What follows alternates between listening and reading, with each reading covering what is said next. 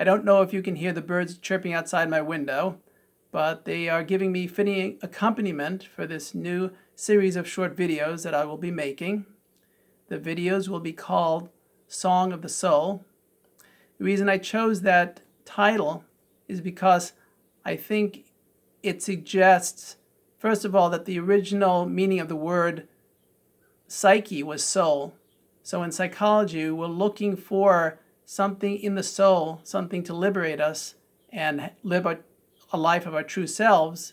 And the song is that which we're looking for.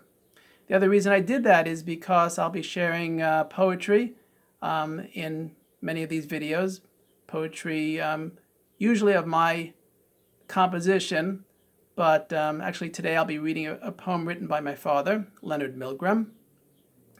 So as an introductory series of thoughts, I wanted to make reference to a patient I met with recently, age 19 years. He's a very sweet and fine young man, very accomplished musician, and he played some of his songs for me. Very deep songs, beautiful. And I noticed that he sang with a style that I see with a lot of young singers today and musicians. And that is very tentative, quiet, almost plaintive in its difficulty voicing itself in a full way. So I said to him, "You have such a beautiful voice. You have so much depth. Your songs are so beautiful. Sing it out loud and full so people can really hear it and understand it." I think this is a sign of the times that so many younger people are singing quietly.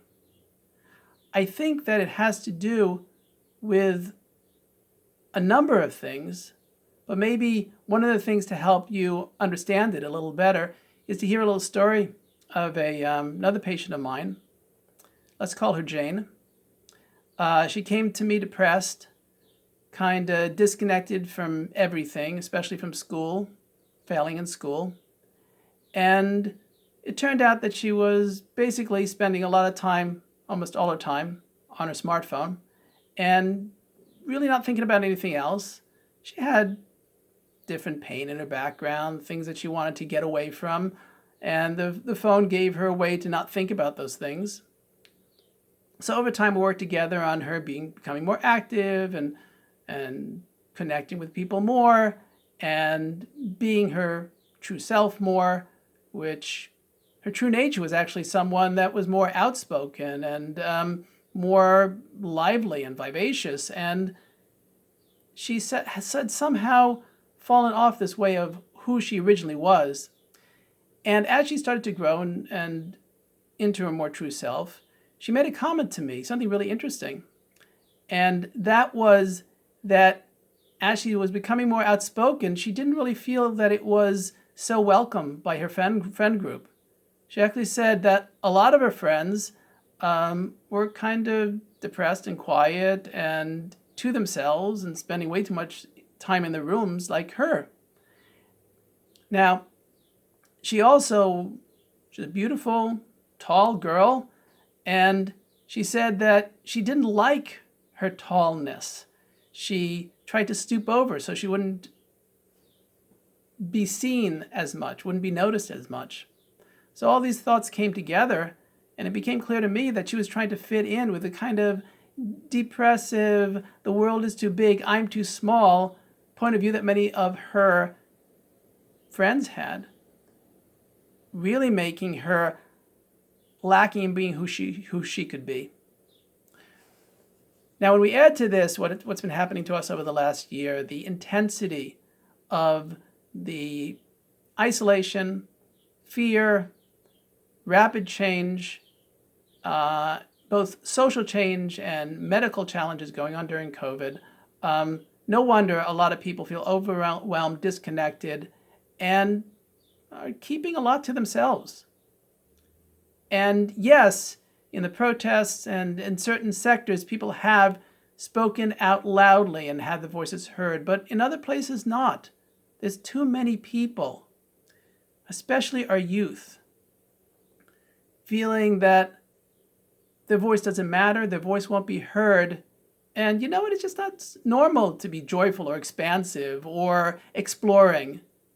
Stay with where you're safe. Stay with the online platforms etc., etc. I'm not here to attack smartphones.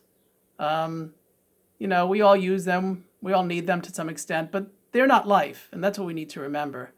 And as an opening to this series, I just want to say to anybody who's watching what I said to that young man, which is find your song and sing it loud. Sing it with all your heart. The world needs to hear that. There's so much desperation and hopelessness around us. We all need to hear people who have hope and love and joy, to hear, to have them heard so that they can heal this fractured world. And so in that regard, as the first poem in this series of Song of the Soul, I'm going to read this poem. It's not titled, but in my father's book, which is I Am a Jew, his series of Jewish poetry, as an intro to the poem, there's this quote from the well-known book of wisdom called Pirkei Avos. And that quote is, "Do not be scornful of any person. Do not be disdainful of anything. For you have no person without his hour, and no thing without its place." Here's the poem. Each of us was born a song to sing, a stirring song to make the cosmos ring. Everyone to strive, to search, to seek, giving forth a music quite unique. A symphony of separate melodies, a blending and a hum of harmonies. And yet so many tunes get pushed aside, flattened by someone else's ride, cornered by custom or crass circumstance, caught in the waves of society's dance.